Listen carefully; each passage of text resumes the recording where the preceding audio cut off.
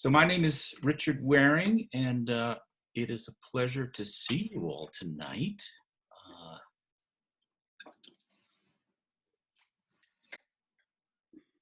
Let me see. Do you want to make someone the co-host, Richard, so we can let people in? You're not doing it all? Oh, I see Wendy wants to come in. No, Yeah. that's all right. I can multitask. So I want to share, since I know there's at least one recovering attorney among us, a couple of quotes from a fabulous book. It's called Disorder in the American Courts. And it's things that people actually said in court, word for word, taken down and now published by court reporters that had the torment of staying calm while these exchanges were actually taking place. Oh my God. And this is where words really matter. So this is where the poetry comes in. Attorney, what was the first thing your husband said to you that morning? Witness, he said, "Where am I, Kathy?" Attorney, and why did that upset you? Witness, my name is Susan. Attorney, now, doctor, isn't it true that when a person dies in his sleep, he doesn't know about it until the next morning? Witness, did you actually pass the bar exam? Attorney, the youngest son, the 20-year-old, how old is he? Witness, he's 20, much like your IQ. Attorney, so the date of conception of the baby was August 8th? Witness, yes. Attorney, and what were you doing at that time? Witness, getting laid. Attorney, how was your first marriage terminated? Witness, by death. Attorney, and by whose death was it terminated? Witness, take a guess. Attorney, can you describe the individual? Witness, he was about medium height and had a beard. Attorney, was this a male or a female? Witness, unless the circus was in town, I'm going with male. Attorney, is your appearance here this morning pursuant to a deposition notice which I sent to your attorney? Witness, no, this is how I dress when I go to work. Attorney, doctor, how many of your autopsies have you performed on dead people? Witness, all of them. Live ones put up too much of a fight. Oh God. Ah. Attorney, all your responses must be oral, okay? What school did you go to? Witness, oral. Attorney, do you recall the time that you examined the body? Witness, the autopsy started around 8:30 p.m. Attorney, and Mr. Denton was dead at the time? Witness, if not, he was by the time I was finished. These are kind of morbid, aren't they? Yes, they are. All right, one last one, the most morbid of all. Attorney, doctor, before you performed the autopsy, did you check for a pulse? Witness, no. Attorney, did you check for blood pressure? Witness, no. Attorney, did you check for breathing? Witness, no. Attorney, so then it is possible that the patient was alive when you began the autopsy? Witness, no. Attorney, how can you be sure, doctor? Witness, because his brain was sitting on my desk in a jar. Attorney, I see, but could the patient have still been alive nevertheless? Witness, yes, it is possible that he could have been alive and practicing law.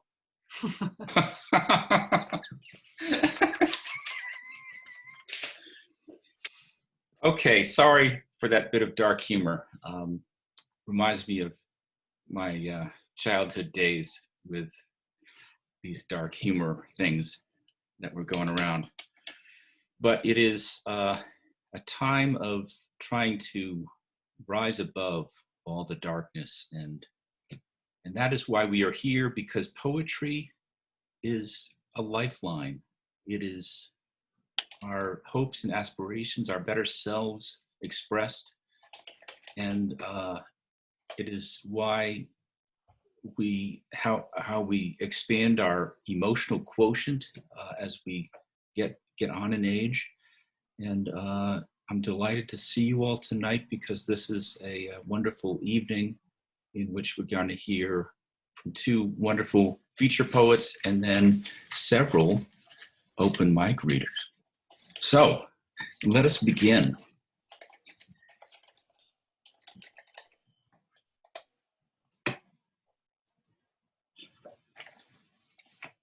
I want to introduce Heather Nelson.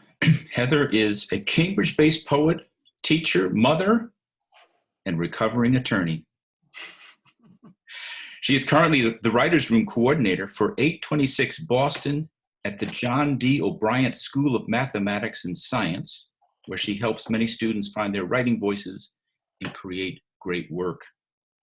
Her own work has been published in Main Street Rag, Spoon River Poetry Review, Lily Poetry Review, Free State Review, the Somerville Times, Constellations, the Ekphrastic Review, and the Compassion Anthology. She studied with poet C.D. Wright as an undergraduate, participated in Tom Daly's poetry workshops for many years, and is an active member of PoemWorks, the workshop for publishing poets. Please welcome Heather. Hey, Richard. Thanks so much. So nice to be here with so many friends who I've sat around the table with, who have supported my work, and my husband Larry's here, and I'm happy. So I'm more on the happy side of, the pandemic than on the dark side, but all these poems that I'm going to read have been written in the pandemic year, so there's going to be a mix of darkness and humor in them. If you think I'm laughing at myself, I probably am, but I might be a little sad at the same time too. So I'm going to move ahead. All right, last family excursion before quarantine. The whole neighborhood is fair game for experimentation. I encourage Owen to kick a tree on our walk because he's so angry, but he won't do it. I kick the tree instead. It doesn't flinch, it just takes it. A very wide sugar maple, I've learned, can sustain many taps without injury. If there were a maple god, would she give me more than I can carry? Would she think like an Audubon volunteer, earnest and cheery in the early March field, rehearsing as fresh what she's known forever, the roots, the sap, the buds? Next piece is called Basement Quarantine. I sit out back as darkness creeps over the patio, waiting for his motion to trigger the light. Instead, there's a noise in front, the VW pulling up to the bumper of my car. I hustle around in time to catch Nathan heading up the front steps, key in hand. You're not going in the house, are you?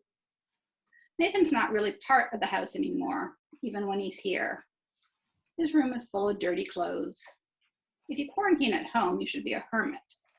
It doesn't bother him the way it bothers me. The house is just a box. Mom, be consistent in what's not allowed. At 18, I lived in my room, waiting to leave. I was through running up the stairs and slamming my door. The slam meant, come ask me why I'm mad, but no one ever came. This house knows me better. It holds the room in which I fall asleep, and all the windows show me morning. On the last day of August, Nathan is gone. Patio light off, front door locked, towels all in the laundry. I thought it would be a relief dropping him off in Middletown, beech trees shading the first acorns on the ground. Instead, I'm alone in the living room, Miles Davis on the stereo, folding laundry on the sectional, counting the weeks until his return. This next one is kind of a work poem. It's called My Virtual Accountability Group. I spoke again, stumbling over my words. I never wait long enough because I want an acrostic, a separate apartment, a book of my own. I know a great shortcut, a wrinkle in time. Skip the center. COVID-19 dumped me at the tail end of middle age. I object. The ceiling on my life is lower. I'm sitting on the ground. I protest. There's gravel in my shoe, dust in my mouth. My 50-second spring is lost. Step back. Stop comparing your loss to that of the young. Your years are all fungible now. Why leave the house? Because I can. Because a small sailboat might arrive at the door one morning to take me away from my room, my husband, my children, this life. At home, nothing's wrong, but nothing is exactly right. Everyone's remote, wanting more control. I stand outside closed doors, waiting, not listening. My virtual accountability group knows exactly where my money should go. Nevertheless, I keep showing up the same way every day against the same background. Next piece is called The Restless Leg. Last night I dreamed only for a little while, but in that time I was certain that I couldn't go home. I planned a safe voyage, assumed my mother would have me, wondered, will she hug me? I didn't want to fly there. I didn't want to change my dreams. I didn't want what's wantable. My restless leg is always visiting and revisiting. It wants me to choose my own ending. This is the one where I'm kind of laughing at myself. Calgon, take me away. Turn on the faucets, release my escapist tears. Let me weep with relief. Sweep me out of the bathroom where I'm awake and alone on a wave of bubble bath. Play melancholy songs, pull up tears when I want them most.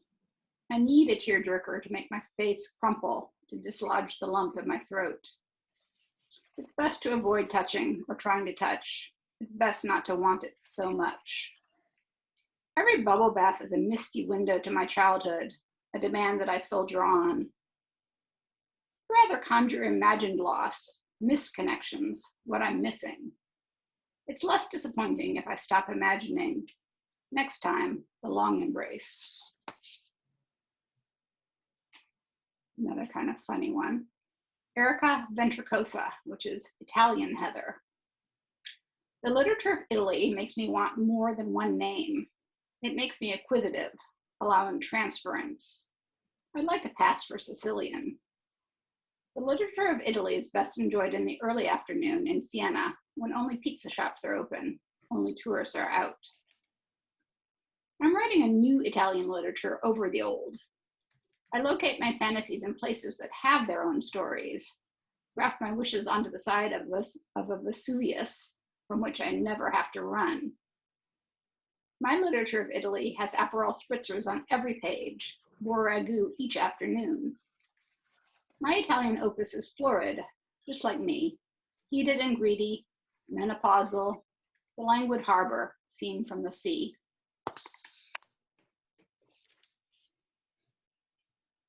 This one is called He Said, She Said.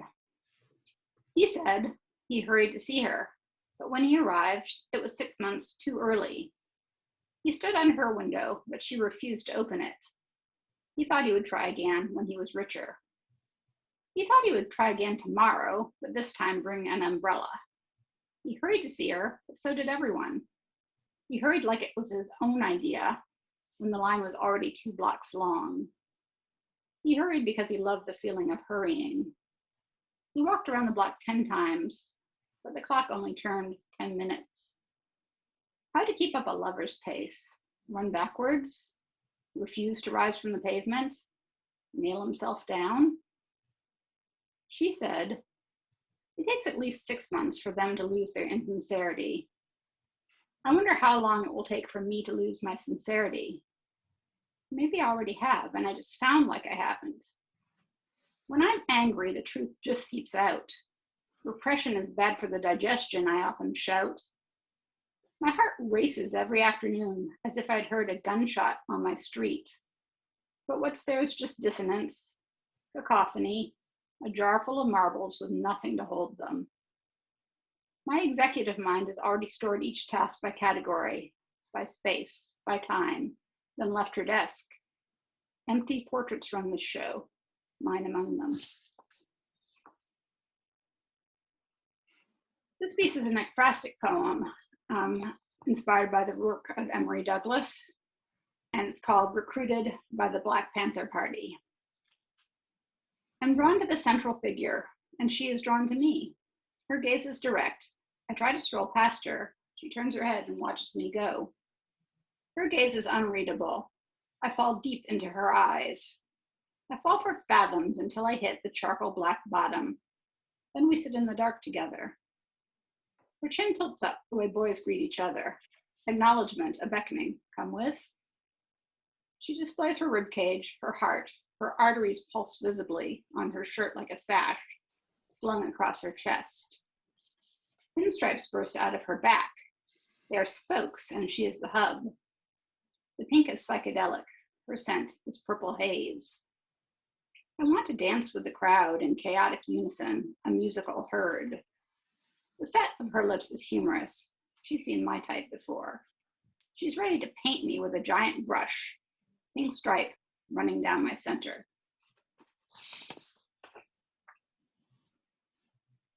This one is called Pulse of a COVID Winter Morning. But seek no haven in my shadow. I will give you no hiding place down here. Maya Angelou. I'm going for a walk, I shout up the stairs to the kids with their earbuds in. I'm already tired, just standing up before long johns and wool socks, before snow boots and masks. The house tells me there's more to do, but when I pass the mirror, I look away. Central Square is bleak. It's only me and the people who have nowhere else to be. I'm distressed. I walk faster.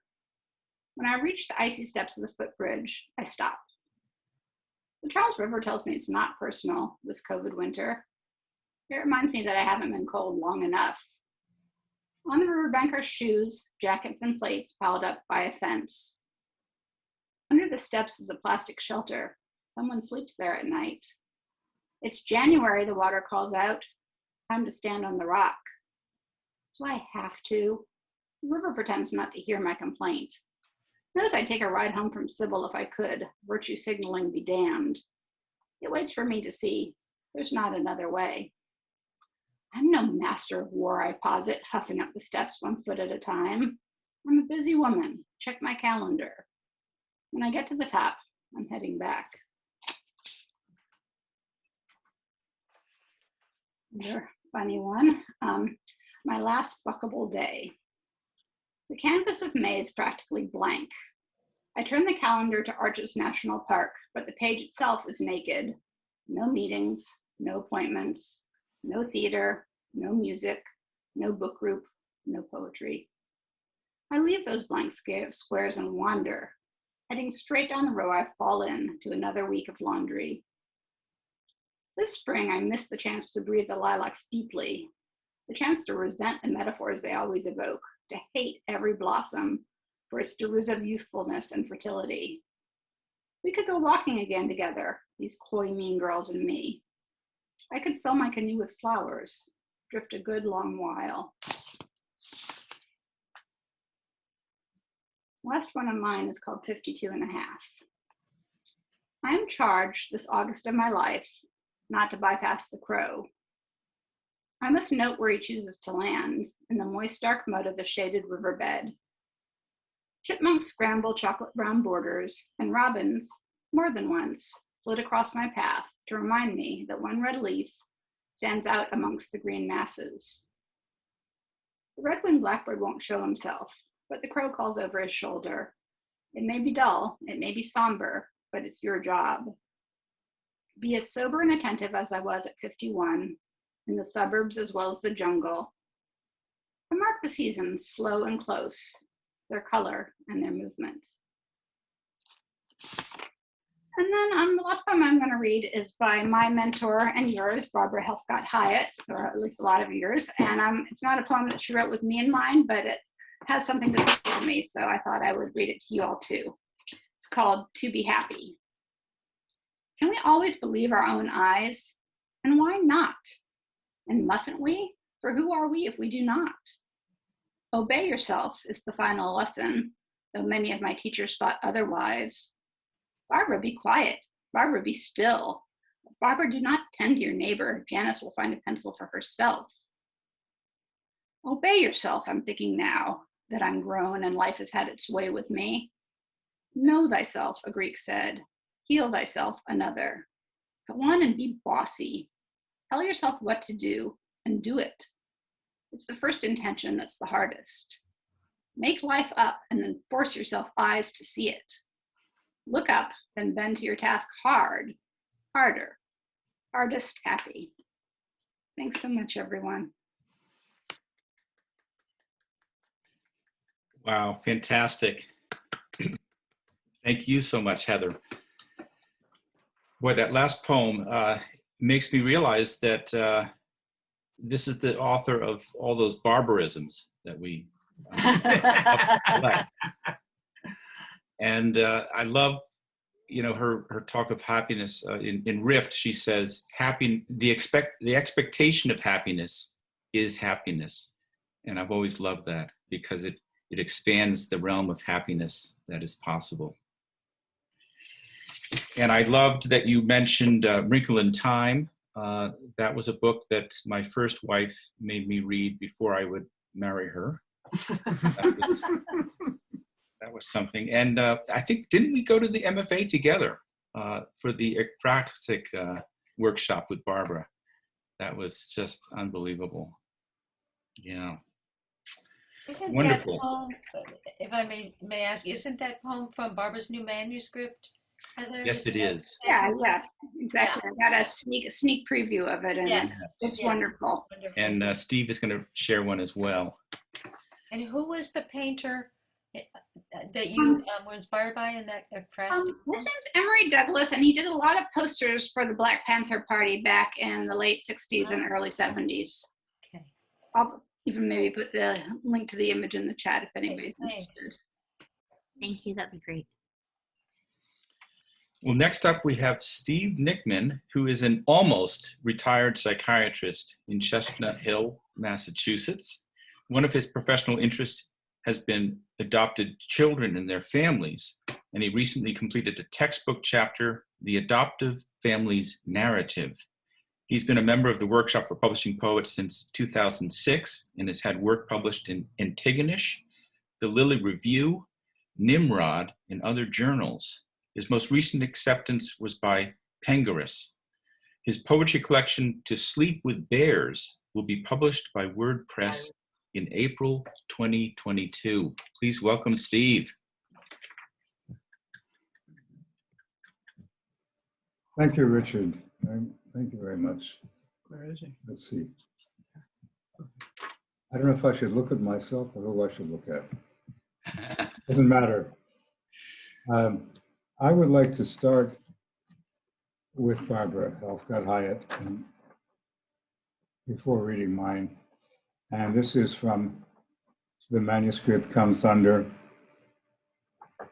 which Alexis Ivy prepared and Eric Hyatt contributed to, and it's marvelous. And I'd like to read the last poem in the book, which is a poem from which the title Come Thunder was taken. Proof of the Spinning World on the Provincetown Ferry. What I want is lightning as we whip the turn from good to wild.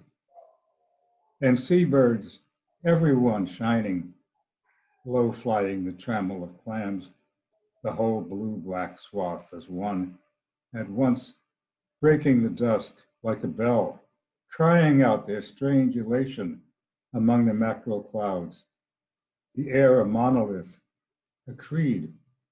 I stand watchful on the upmost deck while the sky bruises, red sun leaning into hard, audible rain.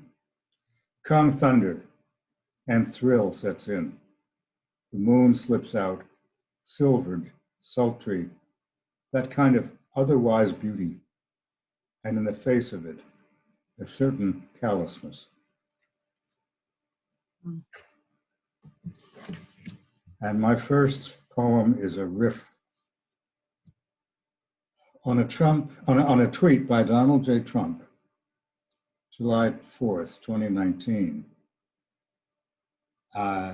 And the tweet was, "Our country is the envy of the world. Thank you, Mr. President." My bar mitzvah speech. Some people have told me, I won't go into who, the world is coming to an end, and I'm proud to tell you I'm prepared. Although my parents and my teachers, the rabbi and the cantor, are quaking in their boots, and I can understand that. I have to thank them for their guidance. Although we've had our differences, it's because they've had bad advice. And for the most part, we've had really good conversations. I'm only one merit badge away from Eagle Scout, and starting today, I am a man. I plan to show the world that it can deal with fewer frogs and birds, dirtier air. I haven't cleaned my room for weeks. Maybe more people or fewer people, I can't recall, and hotter days, because I wouldn't have it any other way.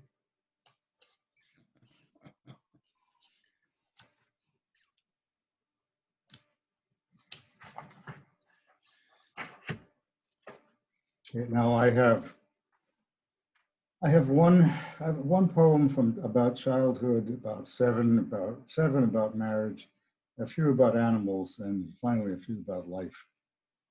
And they're skewed towards the later part of life. Although I've written a fair number about childhood, I'm just doing one tonight. Hide and seek. I like this one. I want them to find me. Not too soon. I'm a good hider. Here's a fat tree. I press the moss. It's a pillow. I'm safe right here. They know I'm somewhere. The tree is hollow. Be little, hide inside. Now I don't hear them call. Come out, come out. No voices. Clouds make it dark. A crow calls his friends. They all come. Moss and crows don't know me. What if the others give up and leave me here? I'd win, I'd be king of hiding, but it's colder now. I'd have to come out and yell, I found myself. Run past the black birds to see if there was still someone there. Nice. Now, some about marriage. And my wife had a stroke in 2004, and she eventually needed to go to assisted living. And so most of these are at the kind of the later end of that time period. But the first one isn't. In the bedroom. In our bedroom, you've undressed down to your bra and cut off jeans. A scarlet maple leaf you haven't noticed clings to your calf. It's not okay for me to ask. Anyway, I already know. You've been rolling under Orion's belt on the wet October lawn, unfaithful.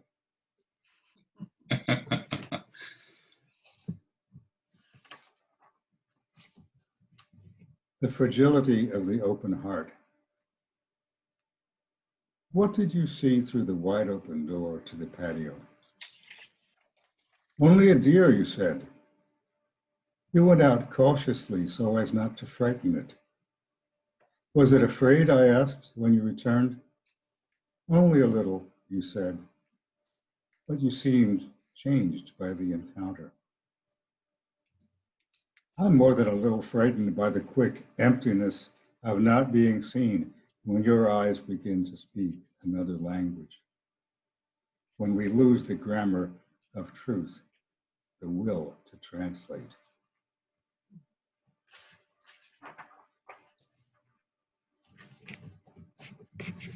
And now we're getting a little bit older.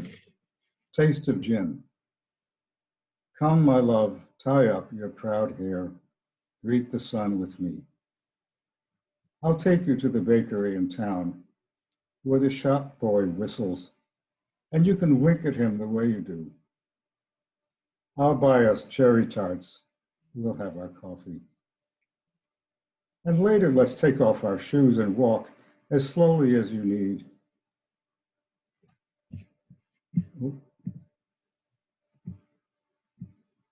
Am I back? As slowly as you need. You're back. Camera. I No, was. now you're away again. You're incognito now. And I was muted. Wait, am I? It keeps fading in and out. Ah, there you go. Sorry, Steve. Okay.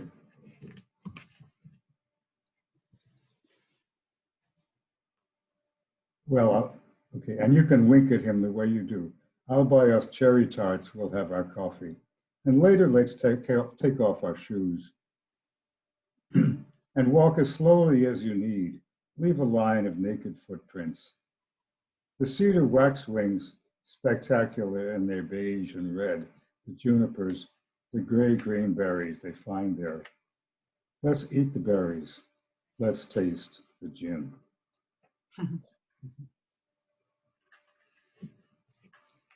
This next one is called Outage. And full disclosure, this poem implies that I can play the Goldberg variations.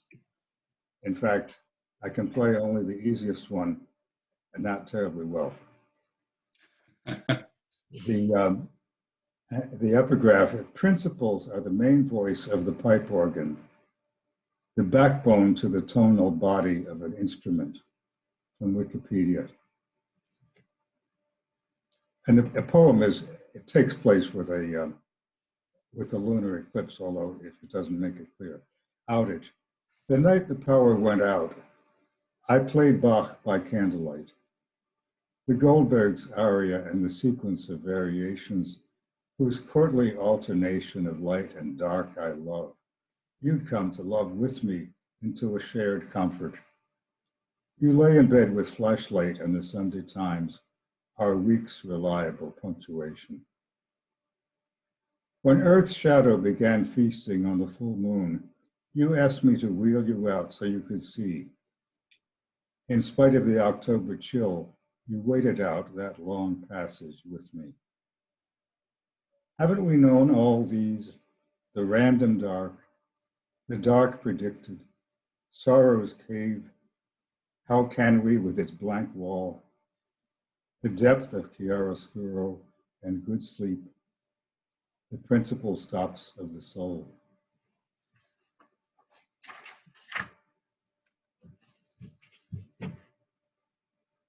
Two days after my wife went into assisted living, I saw a spider at my eye level in front of the bathroom mirror, belly up. Nothing visible suspended her, so self-satisfied resting there. Cluster of tiny eyes, white abdomen, brownish legs and pedipalps. Then she engaged her spinnerets, descended in a whish to just before my upper lip.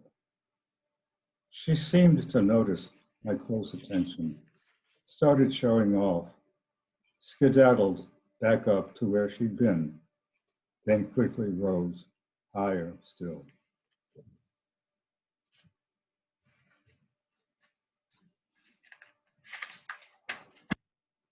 This one is called To Take Her Place.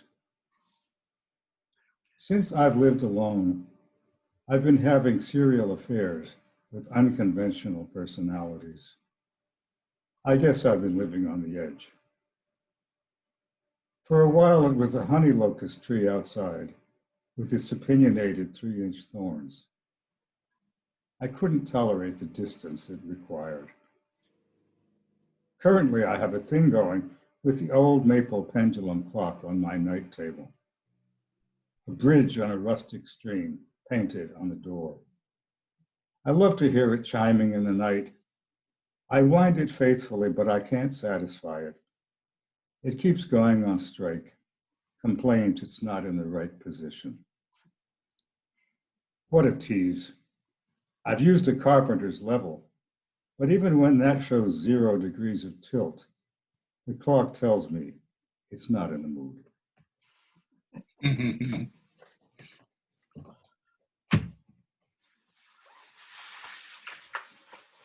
The lion in my mind, for my wife in assisted living. You would have loved the lion in my mind this morning. He was sleeping next to me on the lawn behind our old house, peaceable, like the one in Rousseau's Sleeping Gypsy. The azaleas had come into bloom, the magenta ones. The sun was rising, and I was wet with dew, reached out for you, but felt his fur instead.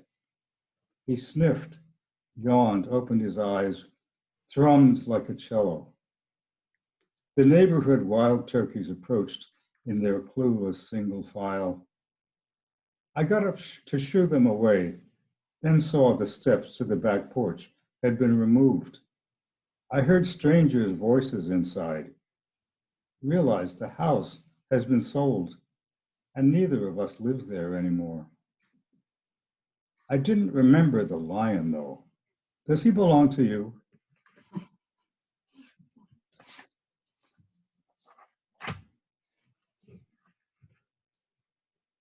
And a few about animals, creatures. Therapeutic cat, and this has to do with my office in my old house where I used to see patients. My therapeutic cat pads into the office in a cat costume, follows his procedures, scans the room, looks at my patient and me, checks out the fish tank, jumps onto a chair or stretches out on the carpet, grooms himself shamelessly. I wonder who he is for them. The realized self that follows its own will, the wizard's familiar who intuits humans and tells me what they hide, the cat that loved them years ago, or one that no one ever let them have.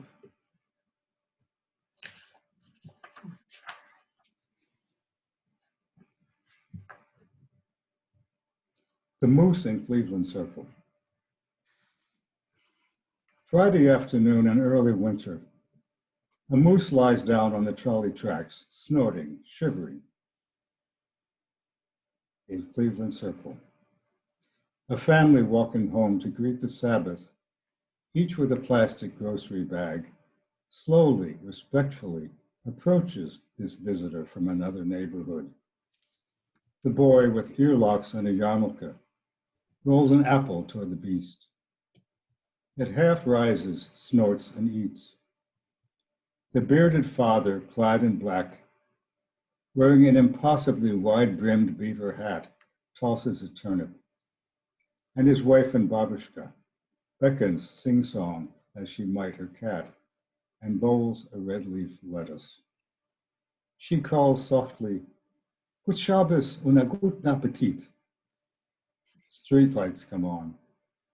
The satisfied moose paws the ground, bows his head, and off he goes.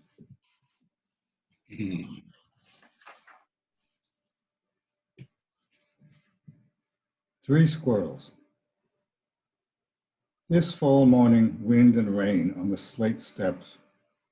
Hundreds of bright yellow linden leaves, one fire brick maple, one saddle brown oak.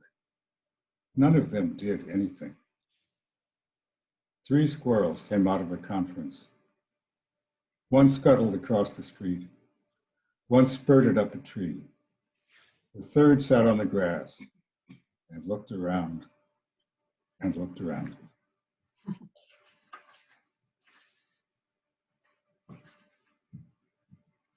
Stink bug. Epigraph is from Mark Twain, extracts from Eve's diary. I get no chance to name anything myself. The new creature names everything that comes along.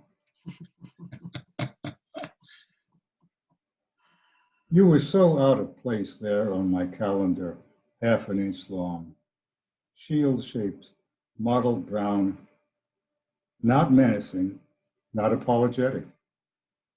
For a good half minute, it was just you and me. You, so much yourself. And what was I? Then I had to make you gone, took the calendar outdoors, brushed you off. I had to name you, know whom I just met. My smartphone knows everything. Brown marmorated stink bug. The things you do, the things you want. No touch, no stink, no cause for alarm. That half minute comes back, that anonymous interval we shared. If there's anything to fear, it's my phone, inhabited by everything, knowing everyone's name.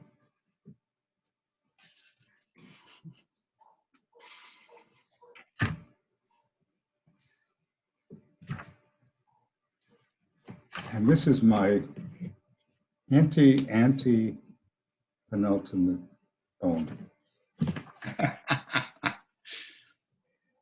I like your way of putting it, Richard. Okay. Poem about nothing. There used to be as much nothing as I needed. Now I must buy something, cook something, say something, befriend something, find an apartment for something, break the rules of something, regret something, expel something, defer to something, fill the nothingness with something. I've become good at this.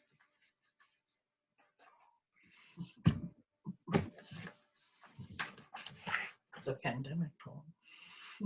Okay. Anti-penultimate. And this one was inspired by listening to a Romanian gypsy band. Dark leaf of the copper beech. Green leaf of the apple tree, let me tell you how it all goes down. Without Osama, our devil is gone. Dark leaf of the copper beech. Laugh at the magpie perched on the horse when swastikas burned. Lily of the valley, let me tell you, at those times we danced the hora. Quaking aspen leaf. Believe me, it gets harder then to look in the mirror. Gray ash of lately murdered shrines. Here's why you're scattered to the winds. We hired new brokers to sell our dark. The dark we earn our living from. Black plum, brown chestnut, weep with me.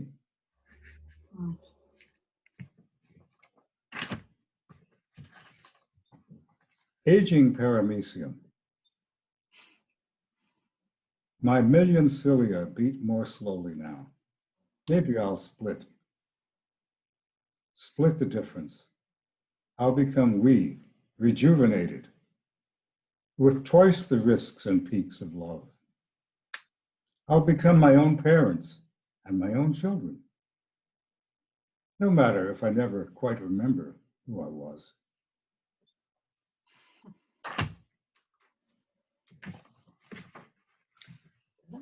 And my last one is only 3 days old, so it doesn't really have a title.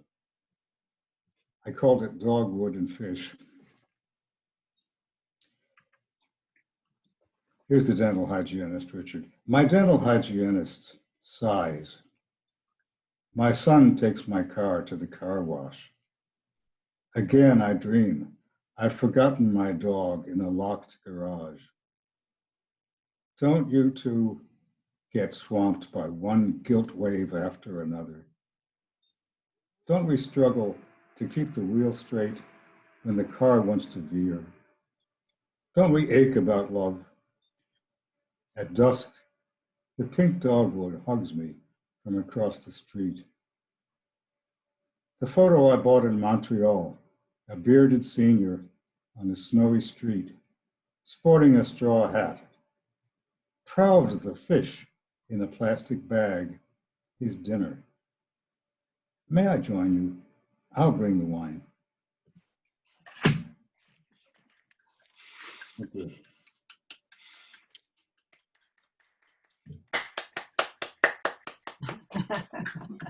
Wonderful, wonderful, Steve. Yeah, before the reading, we talked about dental hygienists because when I was in my teens, I went to a dental hygienist and she said, I don't think people should grow mustaches until they can. And I'm proud to say that finally I can. but not then. And I forgot to mention that Steve, with all those animal poems, he also knows how to speak in Loch Ness Monster. He does a really good Loch Ness Monster song. You'll have to ask him about that at some point. And I love that you knew about the spinnerets on the spider and knew about anti-penultimate. I mean, the whole penultimate thing really kind of stems from Robert Frost. He said, poetry is ultimate. Everything else, even religion, is penultimate.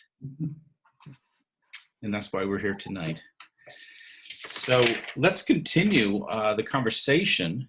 And I'd like to open up the open mic by introducing someone from Florida, all the way from Florida. Here she is, Deborah DiNicola.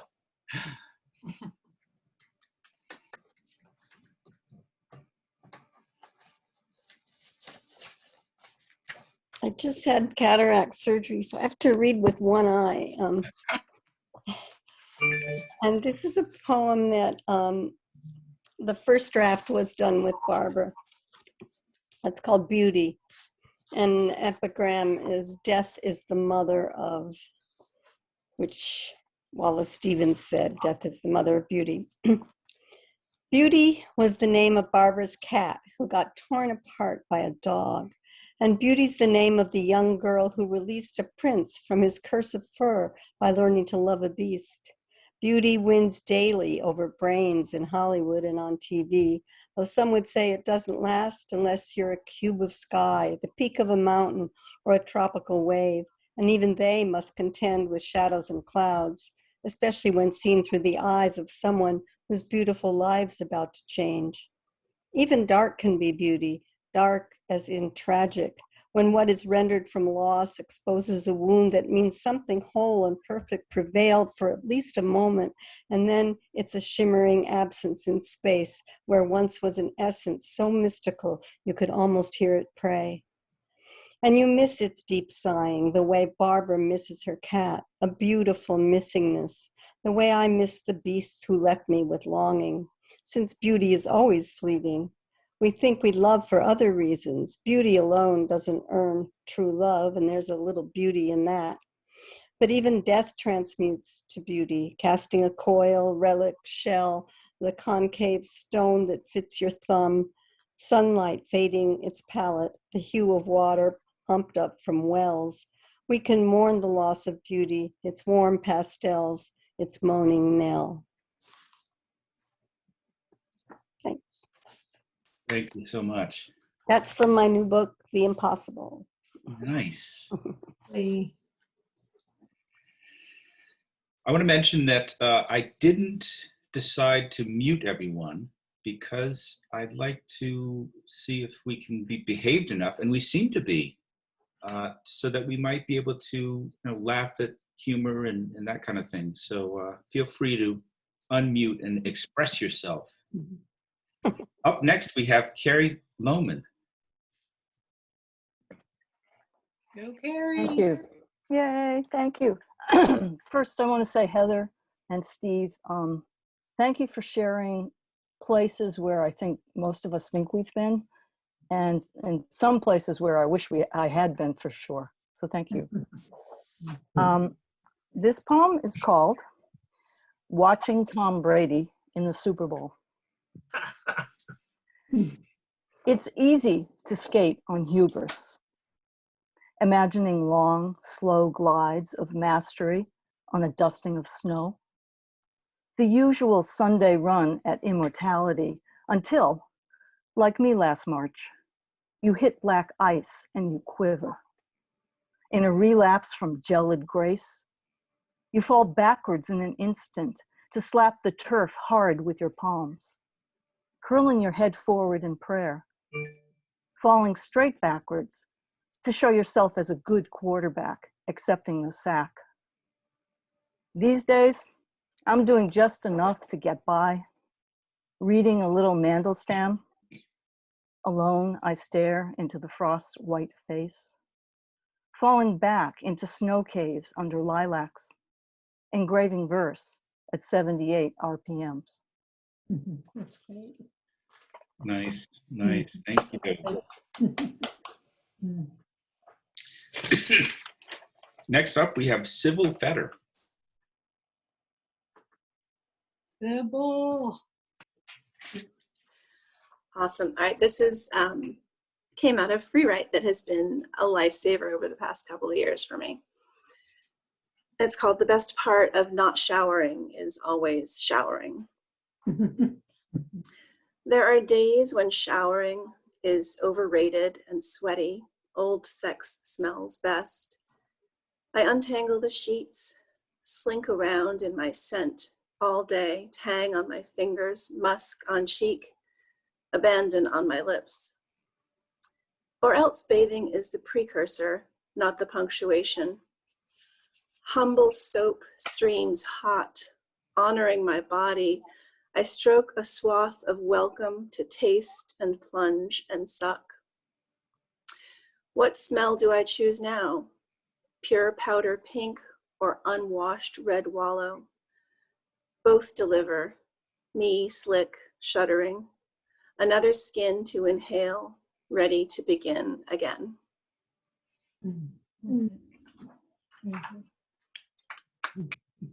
Very nice, very nice. Next up, we've got Wendy Gordon. Woo! Can I share the screen? I've got you pinned. Okay.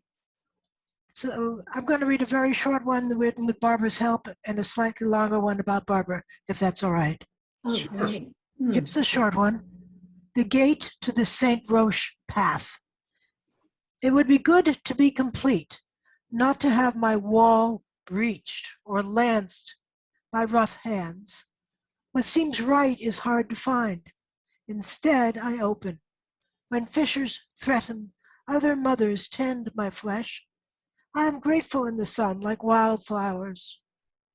Lands beneath my height fold with precipitate grace. Foreshortened plane trees patrol the field like pensioned soldiers. I salute their caps of unruly leaf. Great. And this one is called After Dragon Flying. I imagine Barbara on a Sunday with the Times and a favorite friend. The two of them reading, exchanging sections. The book review sits by the berries, the Greek in review by the scones, and the polka dot mug fills with coffee and cream.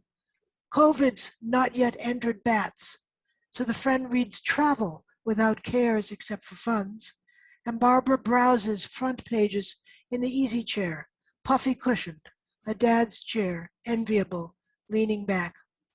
So I imagine Barbara in that chair, wearing that day's scarf, and that week's favored friend at table, making Barbara's middle room that small and elegant space, the place to be. Barbara invited me once. I could not come.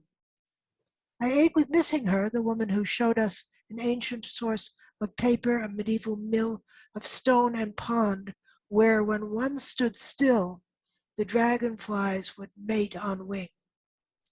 That life she crafted was our raft. It floated students all.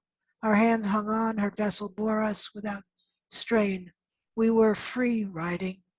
To see her worth, compare another who did not so much craft a life as borrow or react.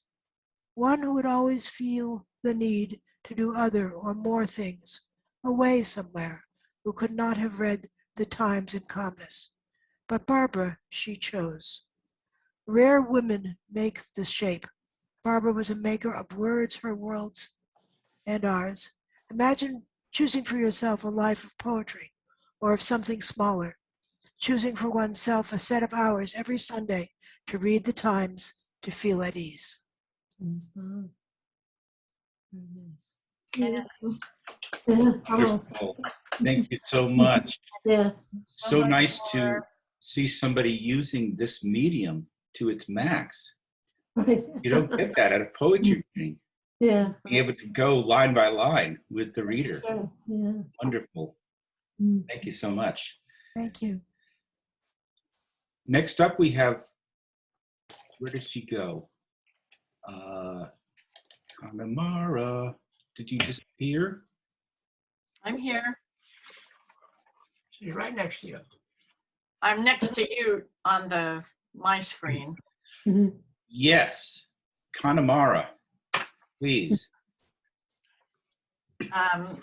This is really always wonderful to see people who knew Barbara who I've not met before. And thank you so much, Heather and Steve. Steve, I heard one or two poems I haven't seen at the workshop before, I think, unless my memory fails me. April Garden. In the garden, I note snowdrops, Scylla, heather's tender flowers. Soon rafts of daffodils will shine as if spring's lights cast thin shadows on still warming loam. As I wait for kinder air, I need this tease of color. I too am root, stem, flower. A few plants tire of lasting through winters, echinacea for one.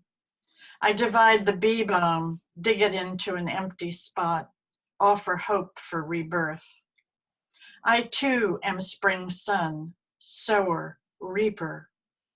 Dogwood's limbs bow to chill winds, hold buds back, too soon, too soon.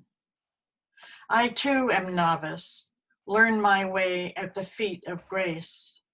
I pull out last year's helicopters from the maple seeds dropped last year.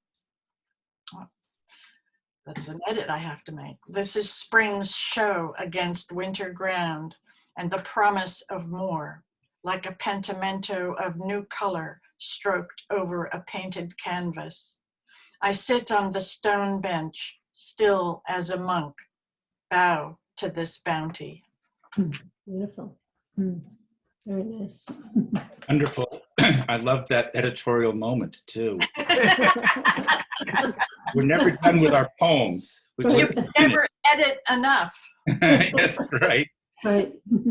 I also want to say, referring to Sybil's poem, that I learned that a 12-minute shower is worth the same amount of energy as running a 60-watt light bulb for 14 hours. And I have to say, I've been saving a lot of energy lately. And sometimes showers are overrated. Thank you, Connemara. Up next, we've got Linda Lamenza. Hello. So nice to see you all. So good to hear you read, Steve and Heather. This poem is When Spring Turns Back to Winter. When spring turns back to winter in April, flowers and birds become confused. I hear bird songs layered in the morning air, the morning dove, staccato note of the chickadee, last the cardinal. I think he prefers snow, white all over the feeder with a dollop of red, the cardinal. How will I become myself, I whisper. Wow. Lovely. Thank you, Linda. Wonderful.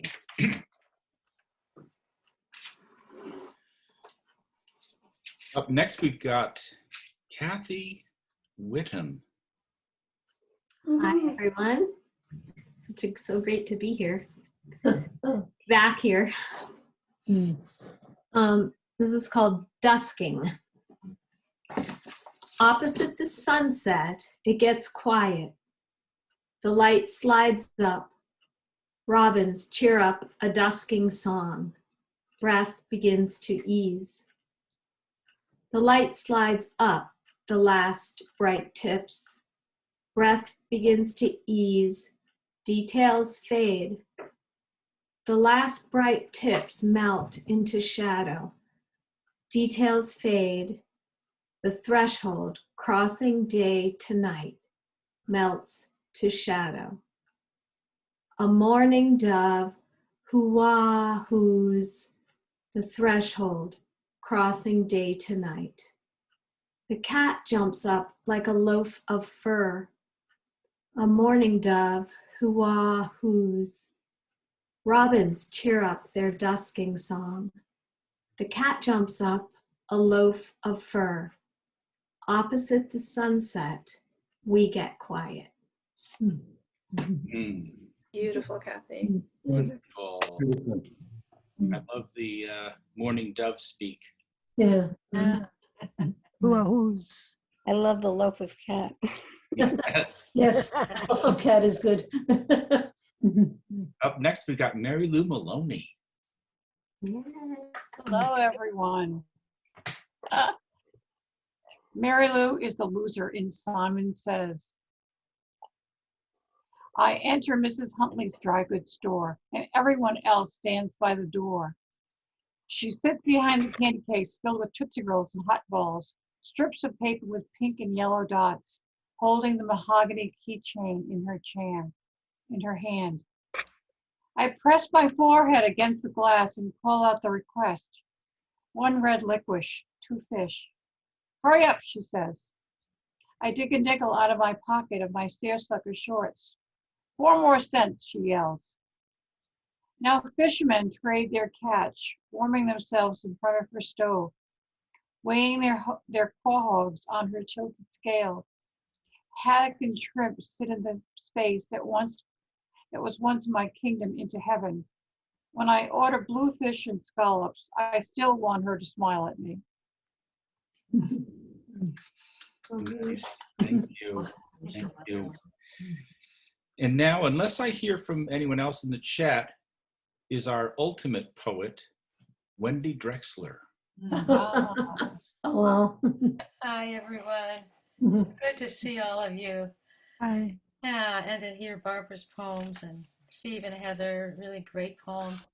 And to hear so much about this time we've been through, especially as it feels like we're sort of getting through it, sort of, kind of. And so many poems of nature, too.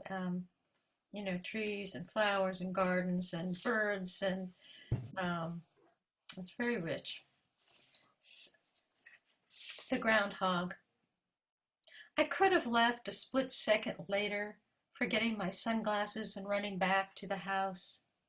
I could have been on time for once and left sooner, but I didn't.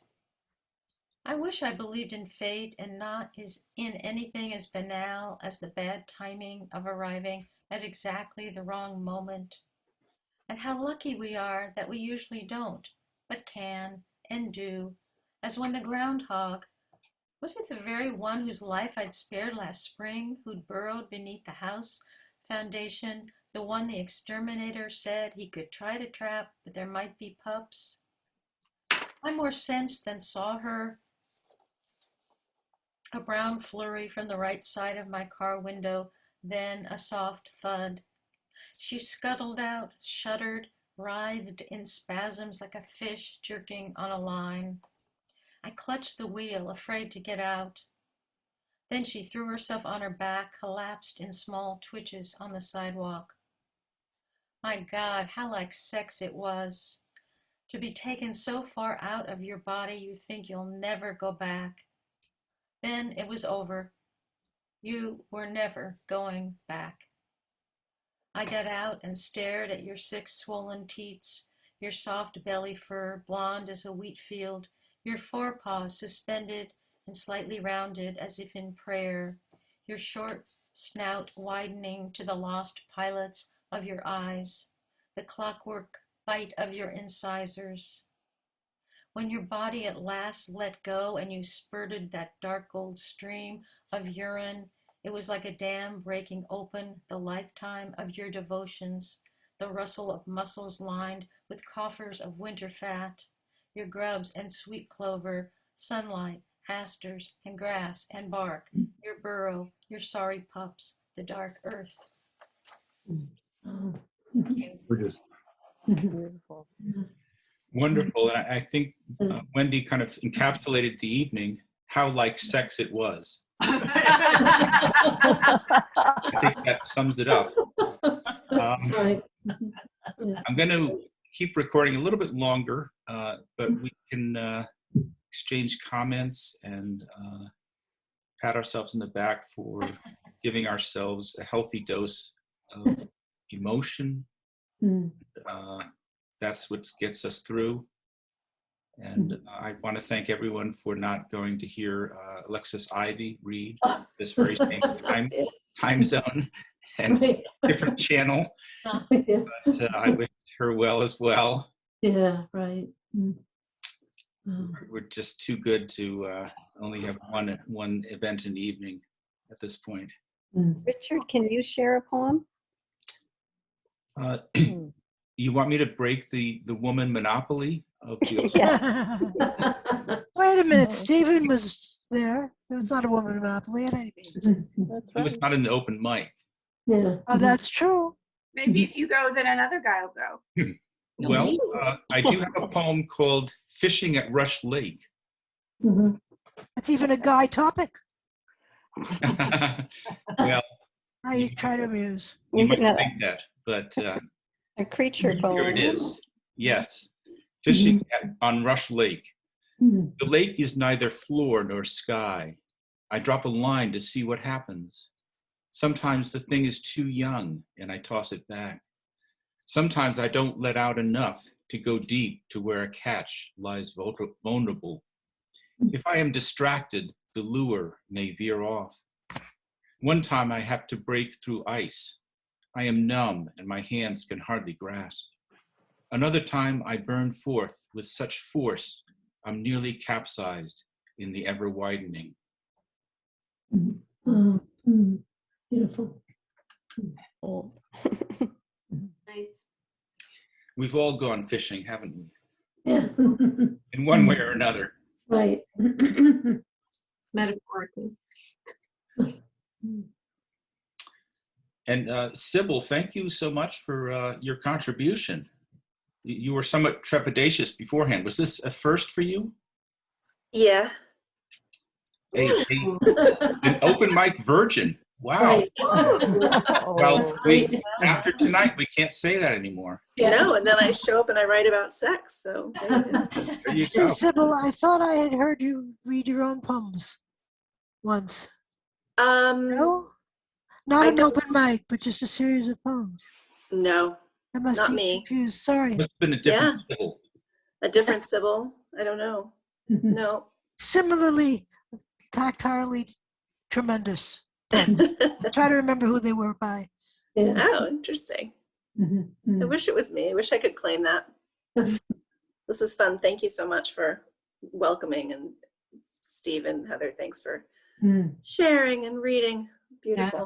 What a great reading, both of you. Nice, nice. Thank you. Yeah. Thank you. Good to see everyone. Yeah. Thank you very much.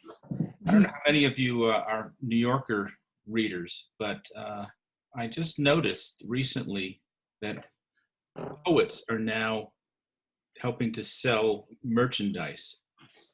A recent New Yorker had two poems, full-page poems that were hawking products, and one of them was by Ocean Vuong. What product are you selling? Good night, Jonathan. It's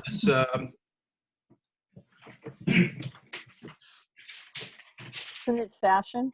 They have a Right very here. good podcast too. Valentino. Oh is- my God. Wow. Oh no. So his Well, they had Deepak Chopra advertising some sort of money management. this is called Right. Yeah, they did. Gian Giacomo Caprotti to Leonardo da Vinci. The money gone, Right, I Linda. followed you to the edge of you, only to find the city sinking, streets lit with dawn's bluest seconds. But it was the fleck of amber slipping between chimneys that has us running dim alleys leading to nowhere or water. I stepped into your life with chutzpah, as if my birthday suit was Valentino.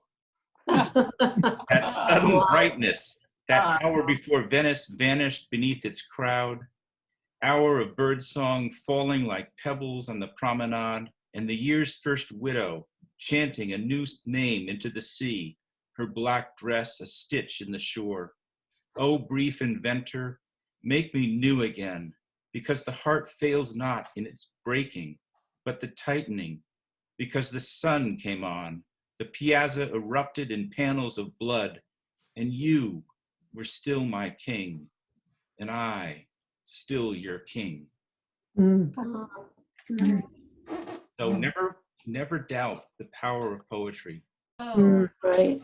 I We're don't know in, if I we're love in the that or I prime. hate it. I don't know. It's weird. That's for Valentino? An ad for Valentino? Right, Well, Sybil? remember, Marion Moore used to name cars for the Ford Motor Company. Mhm. Really? Oh. Yeah, they rejected them all, and they named one of their cars Edson instead, and that didn't work. So they probably should have picked one of her names. Mm. Richard, I have a question before we go. This is a question for Steve Nickman. Steve Nickman, do you have a book of poetry? In April of 2022, I hope I hope to. Well, some people are already wanting to buy it, so come back and give it to us, okay? I Yeah. love poetry, and everybody else did too. He will be back. Just let me know. All right, No, you have to let us know. Move it up. we're gonna pre-order. Well, thank you for that. Oh, true. He will be back. Well, All right. Students, sense of Good night, humor, everybody. real. Good night, and night. thank you so much, everybody.